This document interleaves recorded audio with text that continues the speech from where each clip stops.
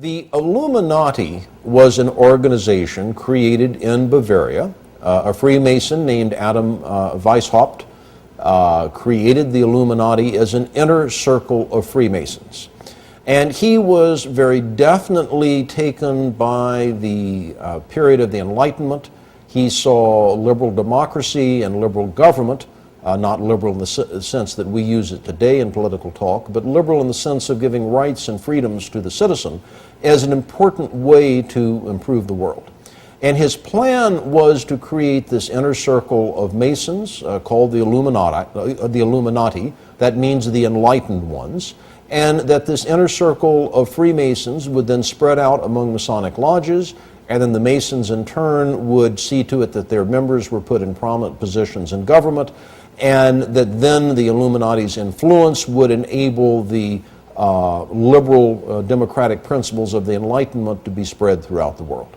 It had three ideals: separation of church and state, controls on the power of the state, and the emancipation of women. Three planks in their platform, if you will. Now, one could say that the Bavarian Illuminati won, because that, in effect, defines Western society. Because the Illuminati plan to change the world in many ways came to pass, some believe the order functioned through the revolutionary movements of the 18th, 19th, and 20th centuries. The cry for revolution around the world seems to have impacted all the countries of Europe and spread beyond to Russia, China, North Korea, and Cuba. But most controversial is the society's influence in America, something hinted at in the very date in which the Illuminati in Germany was founded. I think they were supposedly formed in 1776, the same year of the Declaration of Independence. And the Illuminati was established as an organization, you know. He says, no longer are we going to take the orders of the monarchs in 1776. Now that's a pretty important date, isn't it? Now, you made reference to 1776 and the Illuminati. Can you draw a line? I do associate the two because the language was so symbolic. It's too direct and too precise not to know that these people who envisioned such a new world were actually combined in the underground secret societies of Europe. Fire was an important symbol to the revolutionaries, who were determined to destroy the old world in preparation for the new. As one of them declared, with a match, one does not lift up the world, one burns it. Weishaupt's Bavarian Illuminati sparked the flame of the revolutionary faith, but some researchers believe that at some point their flame was put out. They lasted about 10 years. Now, what lasted for centuries after them was the rumor and reputation that there is a secret inner circle of Freemasons that are plotting to take over the world. John Robison in Scotland wrote a book, Proofs of a Conspiracy, where he talks about how the Illuminati are trying to take over Masonic lodges, and Masonic lodges are trying to take over the world. But the American lodges, by and large, externally, we know, did not accept that because it wasn't needed. However, it doesn't mean that there weren't lodges within the United States that did. You had to have had some Freemasons that were members of the Illuminati, but were they in control of any lodges? Don't think so, because it would be against the law. In the lower levels, they could talk all they wanted about it, but to get together as a group, as a function, as Freemasons, they couldn't. There was an Illuminati scare. How frightening is this? We've always known there was a Masonic lodge down the street. Could they be infiltrated by the Illuminati? Are they secretly trying to take over our government? All of this is foolishness. The Illuminati went out of business after about 10 years.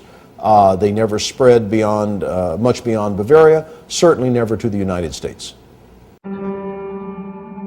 It seems logical to some that Weishaupt's organization was disbanded by 1786 after it had been discovered and outlawed by the Bavarian government the year before. But others point to a letter written by George Washington on October 24, 1798, 12 years after the Illuminati had supposedly ceased to function.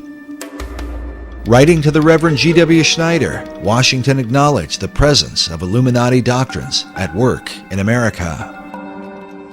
The Reverend Schneider had sent Washington a copy of the book, Proofs of a Conspiracy Against All the Religions and Governments of Europe, by Professor John Robeson, saying that his book gives a full account of a society of Freemasons that distinguishes itself by the name of Illuminati, whose plan is to overturn all government and all religion.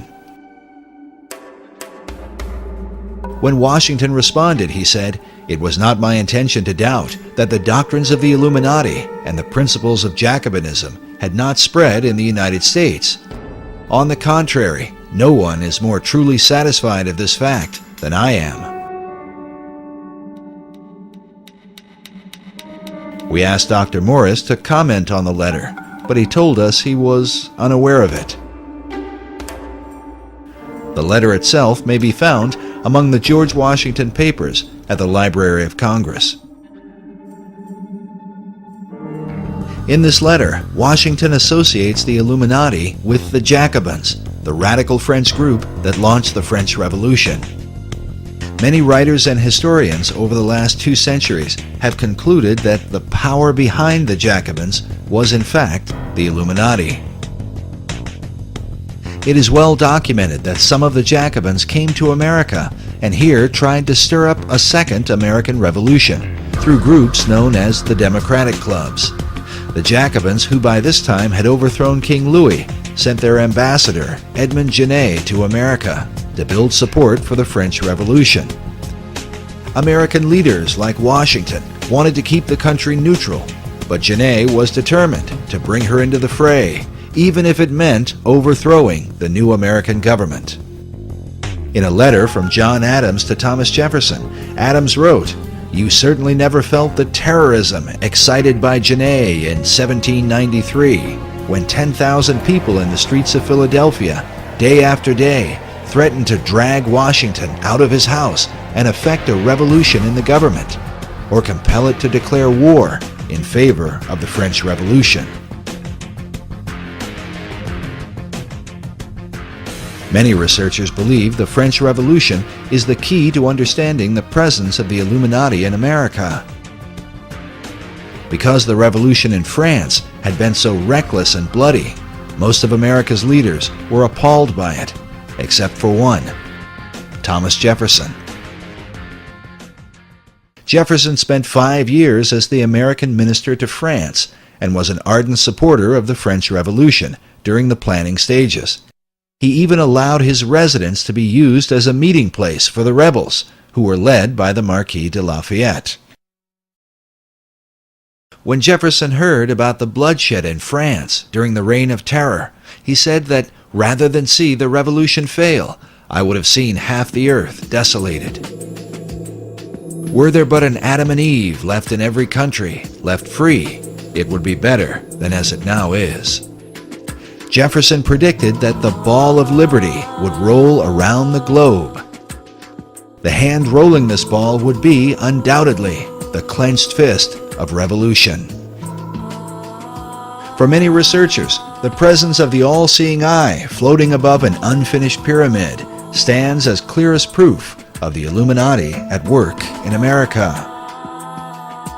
Is the Illuminati to be defined as Freemasons and Rosicrucians and other secret society members? If that's the case, then yes, I believe the symbol on the dollar bill, the truncated pyramid, is directly related to the Illuminati. According to Dr. Billington, it was the Bavarian Illuminati that put the fire in the minds of men and compelled them toward a global revolution to change the world. Is it possible that this philosophy is at work in America today? By our efforts, we have lit a fire as well. a fire in the minds of men. It warms those who feel its power. It burns those who fight its progress. And one day, this untamed fire of freedom will reach the darkest corners of our world.